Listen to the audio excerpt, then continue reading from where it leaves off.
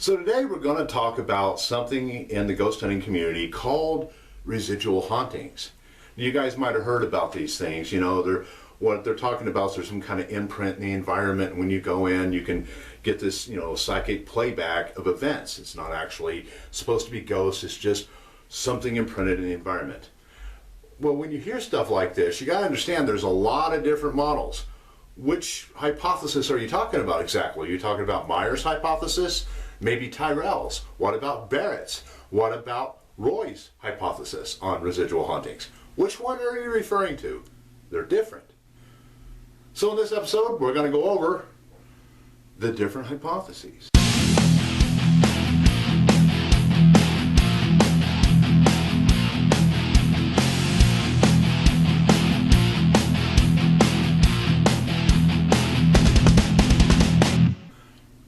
Residual hauntings. Let's go back in time and we'll talk about the first one. We're going to have to go back to 1886. See, Frederick Myers is the first guy that kind of came up with this concept of the residual haunt. Now, if you're looking at the Society of Psychical Research, right about 10 years or so into it, they really become convinced that ghosts are veridical hallucinations. It's happening inside the mind of the witness. Myers comes up with the concept that it's something in the environment that's causing these hallucinations. As he puts it, objects such as furniture or buildings can absorb psychic energy, and a flux in environmental conditions triggers the feedback. Now here's the big thing with his hypothesis, or wild-ass guess, whatever you want to call it, is that it's something in the environment that is being triggered. In other words, could it be a lightning storm? Could it be moon phases, who the hell knows what. It's something causes it actually to happen. It's a little bit different than the others because this is something that would happen without the presence of people. If people are there or not, it doesn't matter. It's still going to occur. All right. The second one we hear about is Sir William Barrett's hypothesis, and it kind of comes around the year 1910. Now, Barrett says that your unconscious could pick up information that's sent by clairvoyance, and that the living could trigger the playback, and they're triggering it by their presence and the activity, and the stuff they're doing in there somehow triggers this thing, and here comes the psychic feedback, and you're watching the little movie of what once happened. So that's the big thing with his. The difference, humans are involved, and it's what humans are doing triggers the feedback. Third one, well, this happens in 1953. It deals with a guy named Tyrrell.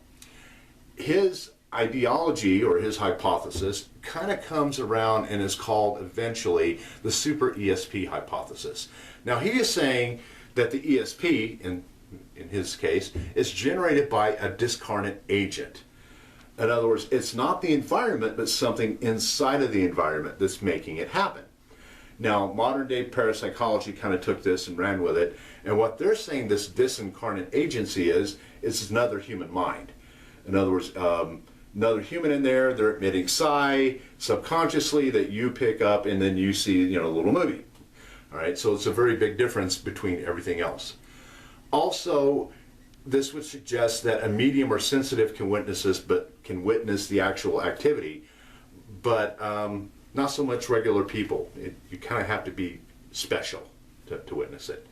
But it is caused by living people. That's kind of one of the big things with his hypothesis. Finally, we get to the fourth one, and this is a hypothesis put by William G. Roll and Archie Roy. Theirs came out in the 1970s, and you probably heard about it. It's called the stone tape theory. Now, the stone tape theory speculates that inanimate objects can absorb some kind of energy from living beings, and that it's stored. And if a person goes in and their brain waves are the correct frequency, they will perceive the event. In other words, you'll have a playback. What they're talking about is if the playback was caused by some event in the past and the person was feeling fear, and the person that later is investigating it and they feel fear, the brain waves are kind of the same, they can perceive, the playback from the residual haunting. Now, I'm not advocating any of these. I'm not saying one's right, one's wrong. All of them are, have issues. They violate laws of thermodynamics.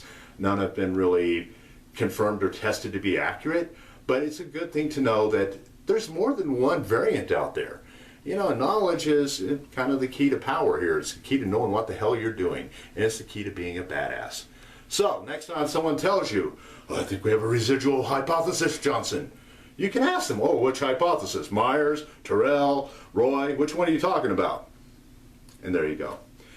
Like this video, please comment, please like. If there's anything you'd like to see, put it in the comments, and I will try to get around to doing something on that.